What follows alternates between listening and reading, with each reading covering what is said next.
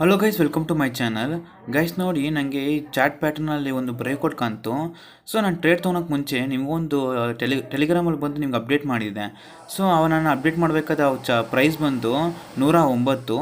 ಇವಾಗ 123 ಹೋಗ್ತಿದೆ. ಸೊ ಅದಕ್ಕೂ ನಾನು ಹೋಲ್ಡ್ ಮಾಡಿದ್ದೀನಿ, ಪ್ರಾಫಿಟಲ್ಲಿ ಇದ್ದಕ್ಕೂ.